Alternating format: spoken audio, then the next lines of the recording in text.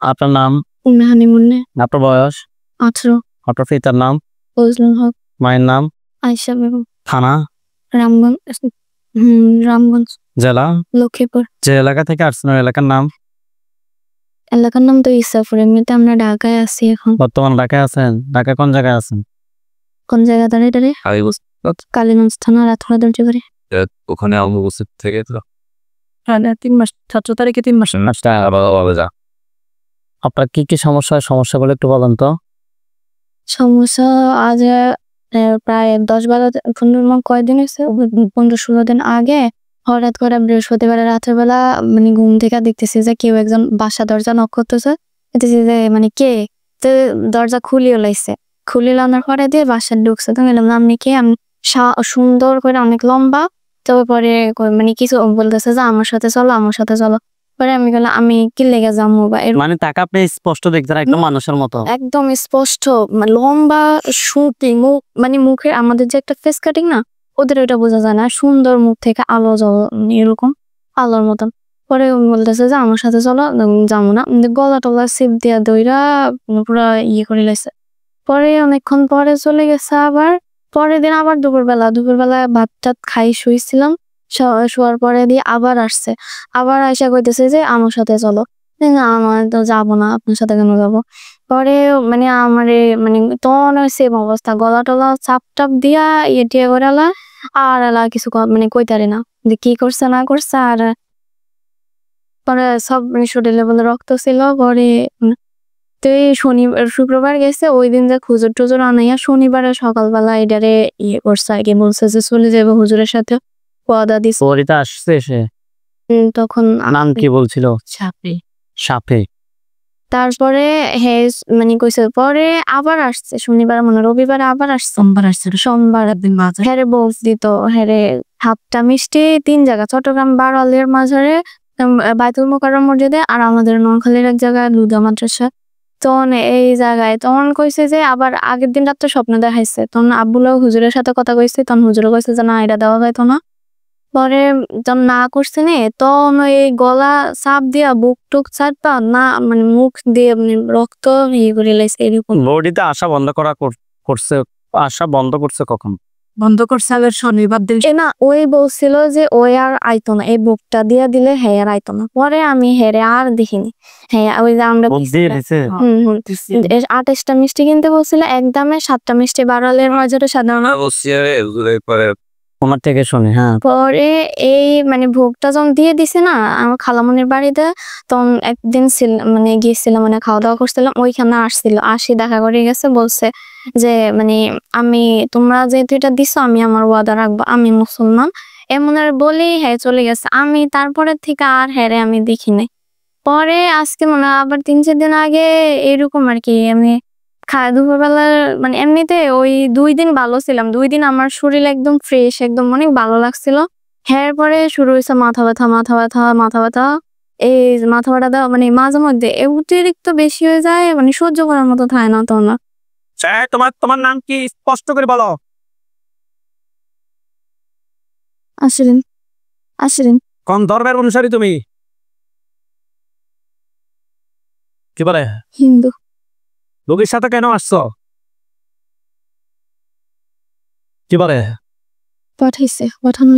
পাঠানো হয়েছে। জি। রোগীর বডি থেকে তোমরা কেউ কি আসছো নাকি আসো নাই? কি বলে? একজন আসছে বলতেছে। তার নাম কি? শাফি। তাকেও পাঠাইছে? জি। কত সময় আগে তোমাদেরকে পাঠাইছে? 2 বছর 5 মাস। 2 বছর 5 মাস আগে। কোথায় থেকে পাঠাইছে? বান্দরবান থেকে পাঠানো হয়েছে। তোমরা রোগীর কি কি ক্ষতি করছো? অনেক ক্ষতি করছে। অনেক ক্ষতি কি বলো? তার মেধা শক্তি কমে দিছে, সংসার ভাঙে দিছে। আচ্ছা, তুমি রোগীর সংসার ভাঙিয়ে দিছো নাকি? জি। আর কি করছো? ব্রেনে ক্ষতি করছে। ব্রেনে ক্ষতি করছো। আর কি করছো? শরীরে ক্ষতি করছে। আচ্ছা, তোমাদেরকে কি এগুলোর জন্যই পাঠানো হয়েছে? জি। সাফি কই? আছে। সাফিরের সামনে আসতে বলো। আছে? যে এই সাপি, কি বলো সে? চুপ করেছে। তুমি তো মুসলিম, মুসলিম কিনা? মুসলিম হয়ে আরেকজন মুসলিমের কিভাবে সংসার মাংলা? মেয়েকে পাঠানো হয়েছে। তোমাদেরকে পাঠানো হয়েছে, তুমি ক্ষতি না করে তো থাকতে পারতা। তুমি তো হিন্দু যারা আছে তাদেরকে বুঝাইতে পারতা। ওইটা হিন্দুরাই করছে। হিন্দুরাই করছো, তুমি কিছু করো নাই? ওই যে সংসার ভাঙাটা এগুলার মধ্যে ওরাই করছে। আমি ছিলাম, আমার কাছে ওরা ভালো লাগছে, আমি ছিলাম ওর সাথে, এইটুকুই। তুমি তো জিনা করছো রোগীর সাথে, করছো নি? আমি অনুতপ্ত। অনুতপ্ত হয়ে তো লাভ নাই, মৃত্যুর সময় কত কষ্ট দিছো রোগীরে। অনেক কষ্ট দিচ্ছে। তো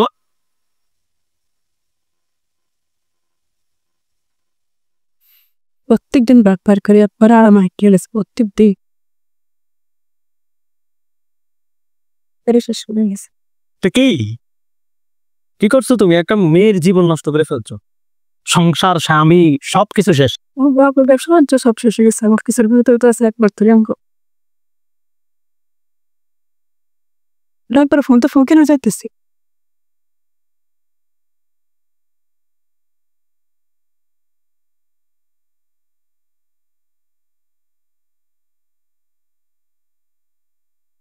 গলার সামনে চুরি গেছে, গেছে সবার গলার সামনে চুরি গেছে। কেরবকার করতেছে সবাই। যে সবার মাথা পড়ছে, কেউ কি বাকি আছে? আলহামদুলিল্লাহ বলেন, আলহামদুলিল্লাহ। মাথা সোজা করেন। ওইখানে সাদা পাঞ্জাবি সাদা পাগড়ি করে অনেকগুলো হুজুর দেখবেন, সামনে একজন দেখবেন ওই বৃদ্ধ, ওনার দাড়িগুলো সাদা, হুজুর দেখতে অনেক সুন্দর। হুজুর আপনারা যেখানে আছেন এই মুহূর্তে আল্লাহ তাআলার চেয়ে দ্রুত রোগীর চোখের সামনে 5,000 দুজনে সাহায্য হন। এখন তো সাদা পাঞ্জাবি সাদা পাগড়ি করে অনেকগুলো হুজুর, লাশগুলো চতুর্পাশে, সামনে যিনি উনি বৃদ্ধ, ওনার দাড়িগুলোর সাথে হুজুর দেখতে অনেক সুন্দর, দেখতে পাচ্ছেন? আসতেছে। দ্রুত আসেন। আসছে জি। হুজুরদের সবাইকে উদ্দেশ্য করে সালাম দেন। সালাম। ওয়ালাইকুম আসসালাম ওয়া রাহমাতুল্লাহ বলছে। হুজুরদেরকে জিজ্ঞেস করেন যে হুজুর আপনারা সবাই কেমন আছেন? হুজুর আপনারা সবাই কেমন আছেন? কি বলছে? আলহামদুলিল্লাহ ভালো। আলহামদুলিল্লাহ ভালো। হুজুর এই যে রোগীটার সাথে আমরা 7টা জিনকে এখানে জবাই করছি হুজুর, এই 7টা জিন ছাড়া এই রোগীর সাথে আর কি কোনো জিন আছে? আছে। কতজন আছে? এখনো আছে, প্রায় 15 জনের মতন আছে এখনো। ধরে নিয়ে আসে 15 জনকে নিয়ে আসছে। আনতেছে। হাতগুলো নামান, চোখ বন্ধ রাখেন। 15 জনকে ধরে নিয়ে আসছে। আনছে। 15 জন আত্মীয় স্বজন কেউ কি আছে যে পরবর্তীতে ক্ষতি করতে পারে? কতজন আছে? 21 জন। তাদেরকে সহ ধরে নিয়ে আসতে বলেন। আনছে। নিয়ে আসছে। হুজুর রোগীর জন্য কয়টা কুফরি করছে? 7টা। 7টা। বান কয়টা মারছে? 3টা। বান 3টা কথায় কথায় করছে। মাথায়, বুকে, পেটে। আচ্ছা, বান 7টা। গাছে আছে। আর নিচে আছে। মাঠের নিচে আছে। আর এখানে 3 জায়গার মধ্যে গাছে এবং মাঠের নিচে 7টা। তোর এই চেষ্টা বলেন। নিয়ে আসছে। জি। হুজুরকে বলেন যে হুজুর জিনগুলোকে জবাই করেন। করছে। কুফরি এবং বানগুলো এক জায়গায় করে জ্বালিয়ে দিতে বলেন, জিনের লাশগুলো সহ। জ্বালাইছে। হুজুরকে বলেন যে হুজুর আমার সাথে জিন বান কুফরি দেওয়ার কোনো সমস্যা আছে? কি বলছে? না। হুজুরদেরকে সালাম দেন। আসসালামু আলাইকুম।